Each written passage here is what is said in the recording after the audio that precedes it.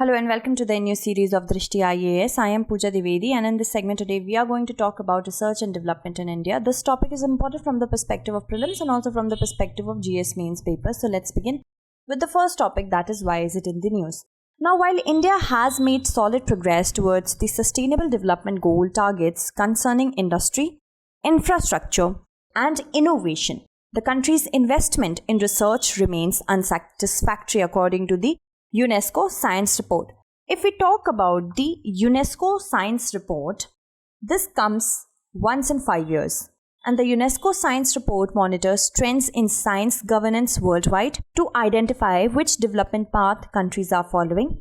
And the 7th edition in the series explores how countries are using science to realize a digitally and ecologically smart future if we talk about the report of 2021. Now, if we talk about the highlights according to the report, the GDP on research has been stagnant at 0.7% of the GDP for years. Although in absolute terms, it has increased.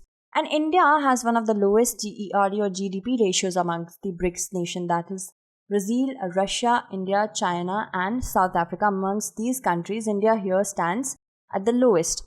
India's research intensity has been declining since 2014, and the S&T policy of 2003 fixed the threshold of devoting 2% of GDP to the research and development by the 2007. And this target date was set back to 2018 in the new Science, Technology and Innovation Policy, then again to 2022 by the Economic Advisory Council of the PM. In 2020, the task force drafting the country's new science and technology policy recommended pushing back the target date to more realistically 2030. In the 1990s, the density of scientists and engineers engaged in research and development in the country per 10,000 of the labor force stood at 10. It rose to just 11 in 2018 when it stood at 50 in China, 130 in Japan and 180 in South Korea. R&D in the government sector has been in steady decline since 2015, and whereas the share of the private business enterprises in it has shot up by 42%. While in theory this is a positive trend, the research and development is focused primarily in sectors such as pharmaceuticals, automotive and information and technology. Even in these industries, it is concentrated in a very small number of firms. It further noted that investment in research and development by foreign multinationals is on the rise, accounting for as much as 16% of private sector investment in research and development in 2019. On the bright side is the encouraging increase in scientific publication by Indian researchers on cutting-edge technologies. Total publications have risen from 80,458 in 2011 to 1.61 lakh in 2019. And Indian researchers are publishing between 1.5 to 1.8 times the global average on smart grid technologies, photovoltaics, biofuels and biomass, and wind turbine technologies, complementing the government's push to expand green energy sources. Let's move on and talk about research and development expenditure. This was in 2015. This report said UNESCO towards 2030 UNESCO Science Report. And as you can see, the share of global investment in research and development, USA stood first, then comes China, EU, and then Japan, and 23% for rest of the world. The increase in research and development spending owes a great deal to private sector, which has compensated for frozen or reduced government spending in the number of industrialized countries. Alright, so this is the entire gist of the program of UNESCO Science Report. But then again, patenting by domestic corporation, research institutes, universities and individuals have remained low in India. The report noted that the majority of the software-related patents were being backed by multinational corporations operating from Indian soil, while pharma patents were obtained mostly by domestic firms. The UNESCO Science Report, it underscores the need for a very important thing, that is policy bridges. Whatever the gap is between the demand and the supply should be filled in by policies for fostering a more effective interaction between foreign and local research firms, so there can be a nexus amongst them. Now, given the large number of multinational corporations now engaged in research and development, it is imperative that the host economy benefit from the activity. If we talk about UNESCO, have a look at this very important quote. Since wars begin in the minds of men and women, it is in the minds of men and women that defenses of peace must be constructed. You can use this for your ethics paper or any GS paper. United Nations Educational, Scientific and Cultural Organization is a specialized agency of the UN. It seeks to build peace through international cooperation in education, sciences and culture. It is also a member of the United Nations Sustainable Development Group, which is a coalition of UN agencies and organizations aimed at fulfilling the Sustainable Development Goals. Moving on, UNESCO's headquarters are located in Paris, and the organization has more than 50 field offices around the world, and it has 193 members and 11 associated members as of April 2020. 3 UNESCO member states are not UN members: Cook Islands, Niue and Palestine, while the 3 UN member states, Israel, Liechtenstein and United States, are not UNESCO members. Moving on, let's talk about certain advantages in India. If we talk about research and development, first of all, there is a robust demand. As per the economic survey, India's GERD as a percentage of GDP stood at 0.65%. Expanding middle class and increasing affordability are demand drivers for technology and advanced products, because this is a necessity. There is a huge chance of attractive opportunities being garnered. India is the top exporter of IT products, has the 3rd largest pharma sector, and a fast-growing contract research segment. India stands 3rd globally in the number of peer-reviewed science and engineering publications. Policy support also is there. Indian Institute of Technology Laws Amendment Bill 2020, it was introduced to provide knowledge in IIT field. And in February 2021, Production-Linked Incentive Scheme for IT Hardware was approved to boost domestic manufacturing in IT hardware.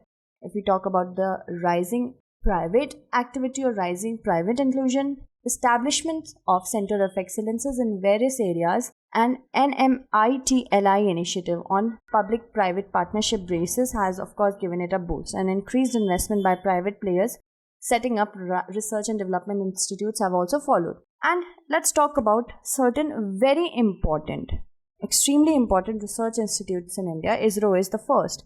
ISRO is the space agency under the Department of Space of Government of India, headquartered in the city of Bengaluru, Karnataka. It has the vision to harness space technology for national development while pursuing space science research and planetary exploration. After that, we have CSIR, Council of Scientific and Industrial Research. It is the largest research and development organization in India.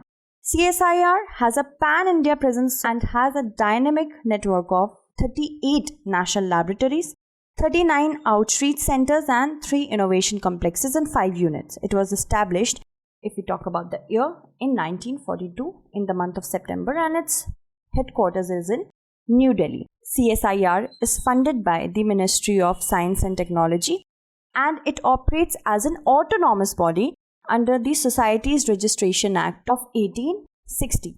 Moving on, let's talk about another very important research institute, which is the DRDO. DRDO works under the administrative control of Ministry of Defense, and it is working to establish world-class science and technology base for India, provides our defense services with decisive edge by equipping them with internationally competitive systems and solutions.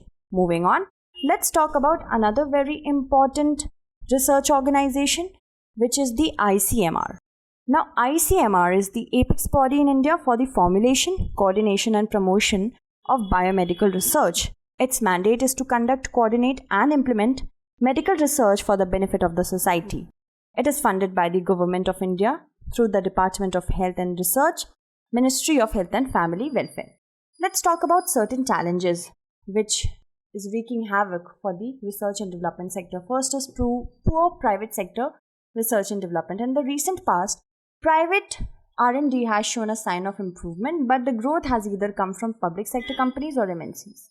In fact, it is the MNCs that accounted for 90% of the patents filed in India. There are weak linkages between university, institutes of higher learning and industry, and that linkage is a lot more robust in countries such as the US, UK, Germany and Israel.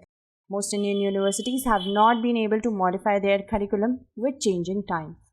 Also, another challenge is the funding issue, because most research and development by private sector depends on the quality of finances available. While a lot of funding goes into software, e-commerce and digital payment network, Not much is dedicated into genetics, molecules, and clinical research. No focus on application is there, which is the big shortcoming for Indian university system. It has been the focus on basic research rather than application research. That has limited its value to industry, and hence the support is lacking. And weak IPR is another issue. Any investment in R&D presupposes the strong intellectual property right, which is a weak substance in India.